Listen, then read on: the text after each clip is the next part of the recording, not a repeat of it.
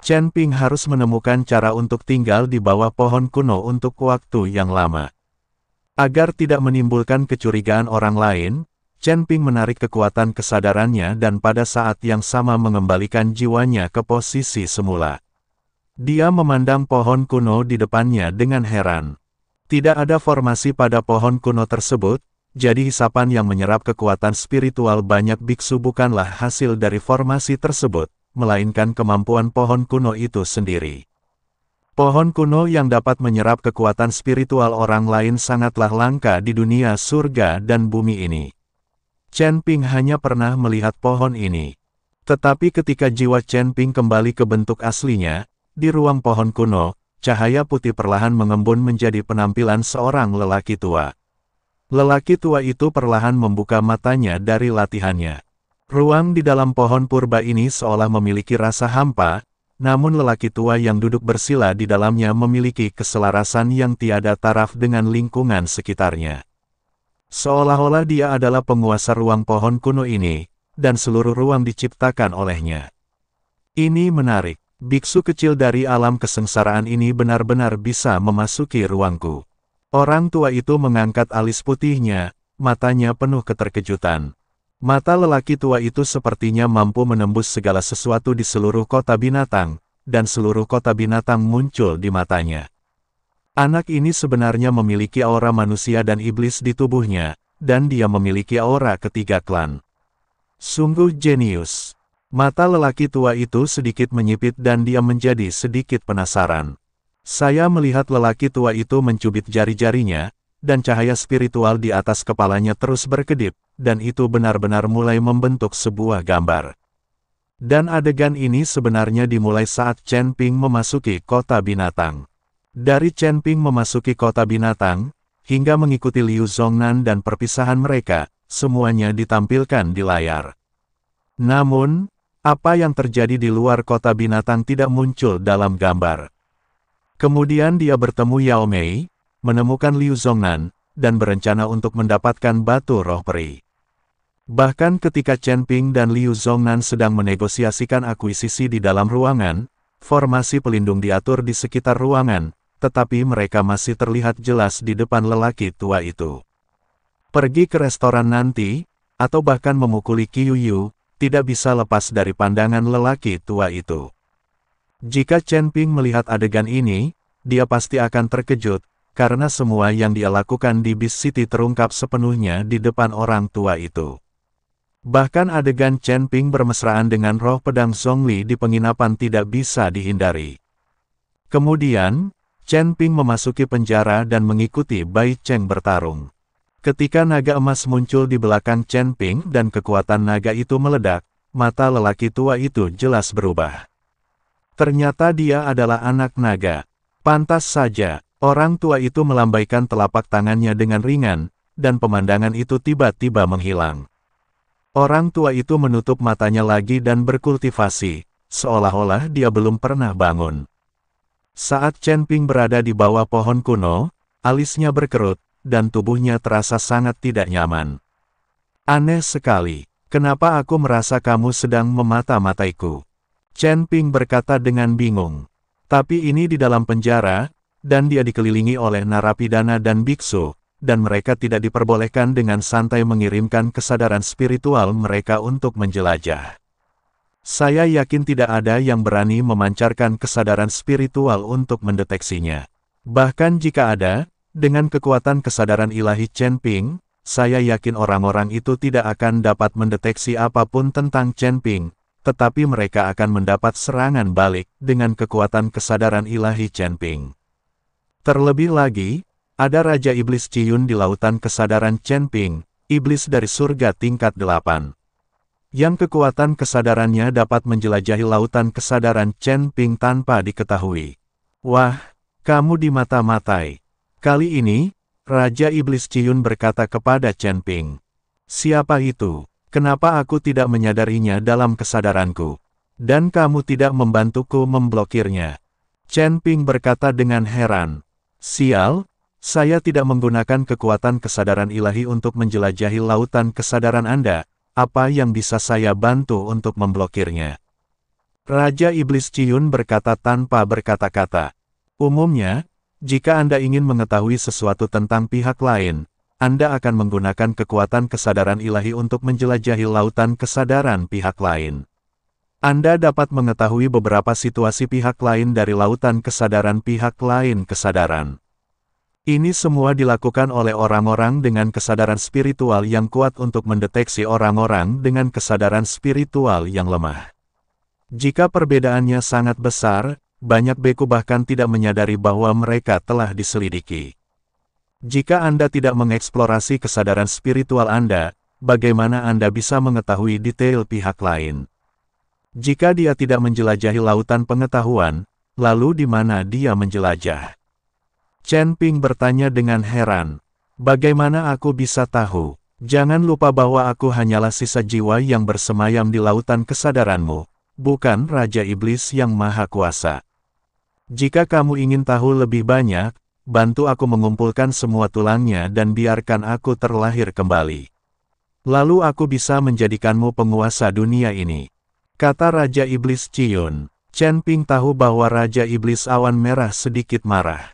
Bagaimanapun, selama periode ini, dia lalai menemukan tulang-tulang Raja Iblis Awan Merah. Tapi Anda tidak bisa menyalahkan diri sendiri atas hal ini. Dunia surga dan manusia begitu luas. Saya tidak tahu seberapa besar gunung iblis itu. Bagi Chen Ping, mencari tulang yang berserakan di tempat seluas itu, akan lebih sulit daripada menemukan jarum di tumpukan jerami. Tapi Chen Ping meminta Paviliun Wantong membantu menemukannya. Ada banyak cabang Paviliun Wantong di wilayah selatan, dan muridnya juga banyak. Pasti akan lebih mudah ditemukan daripada Chen Ping sendiri. Jangan khawatir, saya tidak pernah melupakan masalah pencarian tulang. Chen Ping menghibur Raja Iblis Ciyun. Jangan biarkan orang tua ini membodohi Anda, lagi pula, Chen Ping masih mengandalkannya berkali-kali. Saatnya bersantai, kembali ke sel. Saat ini, suara penjaga berdering. Semua tahanan dan biksu bangkit dan berjalan dengan patuh menuju sel. Chen Ping juga meninggalkan pohon kuno itu dan bersiap untuk kembali ke sel. Tuan Chen, saya akan menemui Jenderal Singh untuk meminta pengampunan agar Anda tidak menderita di penjara. Bai Cheng berbisik pada Chen Ping. Kamu bisa meminta maaf, tapi ini bukan tentang membiarkanku keluar, ini tentang membiarkan dia keluar. Chen Ping menunjuk ke arah saudara laki-laki Yao Mei tidak jauh dari sana dan berkata. Bai Cheng melihatnya sekilas, lalu mengangguk, oke, saya mengerti. Chen Ping berjalan menuju sel, dan saudara laki-laki Yao Mei mengejarnya. Dia berkata dengan nada tidak senang, kakak ipar, mengapa kamu tidak membiarkan aku tinggal di bawah pohon kuno itu? Aku juga akan melihat apa yang ada di bawah pohon kuno itu. Sesuatu yang aneh. Tutup mulutmu. Jika kamu ingin keluar, ikuti saja aku dan berhenti bicara. Chen Ping sangat tidak senang dengan saudara laki-laki Yao Mei yang mengatakan, saudara ipar. Melihat Chen Ping marah, saudara laki-laki Yao Mei sangat ketakutan hingga dia tidak berani berbicara lagi. Setelah kembali ke sel dengan jujur, Chen Ping sekali lagi mengeluarkan pil dan memberikannya kepada saudara laki-laki Yao Mei. Ambil ramuannya dan pulihkan dengan baik. Menurutku kamu akan bisa keluar besok. Chen Ping mengikuti saudara laki-laki Yao Mei dan berkata. Saudara Yao Mei tidak sopan dan melemparkan ramuan itu langsung ke mulutnya, lalu berkata dengan penuh semangat, bagaimana saya akan keluar besok? Apakah Anda akan mengajak saya keluar? Setelah melihat kekuatan Chen Ping, saudara Yao Mei juga memiliki harapan besar agar Chen Ping bisa keluar dari penjara. Tidak, besok harus ada perintah amnesti untuk mengeluarkanmu. Kata Chen Ping, perintah amnesti. Saudara Yao Mei terkejut, hanya 3 jenderal binatang besar di Beast City yang memenuhi syarat untuk mengeluarkan perintah amnesti. Apakah penting jika kamu mengikuti 3 jenderal monster besar di Beast City? Tidak masalah bagiku. Berhentilah menebak-nebak, istirahatlah yang baik, dan berangkat dari sini besok. Chen Ping menyuruh saudara Yao Mei untuk beristirahat dengan baik. Tetapi setelah dia selesai berbicara, orang kuat yang meringkuk di sudut tiba-tiba berlutut di depan Chen Ping. "Rekan Tao, bisakah Anda juga memberi saya perintah amnesti agar saya bisa dibebaskan juga?" "Jangan khawatir, setelah aku keluar, aku akan membalas budimu meskipun aku bekerja sebagai sapi atau kuda untukmu. Kamu adalah seekor beruang, menurutmu kamu seperti sapi atau kuda seperti apa?" Kakak Yao Mei memandang orang kuat itu dan mencibir. Dengan Chen Ping di sini, saudara laki-laki Yao Mei tidak takut pada orang kuat. Orang kuat itu tahu bahwa saudara laki-laki Yao Mei sedang mengejeknya, tetapi dia tidak berani melakukan apapun di depan Chen Ping. Dia tidak memperhatikan saudara laki-laki Yao Mei, tetapi memandang Chen Ping dan memohon, "Rekan Tao, tolong bawa aku keluar bersamamu." Chen Ping memandang pria kuat itu dan mencibir, "Mengapa saya harus membawamu? Kami bukan saudara atau teman, dan kami tidak memiliki persahabatan." Setelah mendengar ini, lelaki kuat itu buru-buru berkata, "Rekan Tao, saya juga punya saudara perempuan, dan saya bisa memberikannya kepada Anda dan membiarkan Anda menjadi saudara ipar saya." "Persetan!" Chen Ping terdiam beberapa saat. "Tarik dia ke bawah, beruang hitam besar. Kakakmu juga pasti tidak cantik. Kamu masih ingin mencuri kakak iparmu dariku." Saudara Yao Mei memandang pria kuat itu dan mengejek. Pria kuat itu terlihat jelek dan berkata dengan ekspresi pahit di wajahnya, "Adikku memang tidak terlalu tampan, tapi aku masih punya rahasia untuk diberitahukan padamu." "Rahasia apa?" Chen Ping memandang pria kuat itu. Orang kuat itu memandangi saudara laki-laki Yao Mei dan tidak berkata apa-apa. Rupanya dia takut saudara laki-laki Yao Mei akan tahu.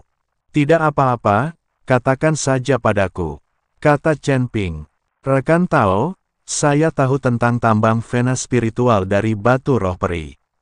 Sekarang harga batu roh peri naik, tambang Vena spiritual dari batu roh peri ini adalah kekayaan yang sangat besar. Sejujurnya, saya tertangkap karena membawa terlalu banyak batu peri dan diam-diam menjualnya ke pembeli pribadi. Jika kamu bisa mengeluarkanku, aku bisa memberitahumu lokasi pembuluh darah spiritual milikku, dan kemudian kita akan membaginya sama rata." Orang kuat itu mengikuti Chen Ping dengan suara rendah. Ketika Chen Ping mendengar ini, dia sedikit terkejut. Jika dia benar-benar mengetahui urat spiritual dari batu roh peri, itu akan menjadi sumber daya yang sangat besar.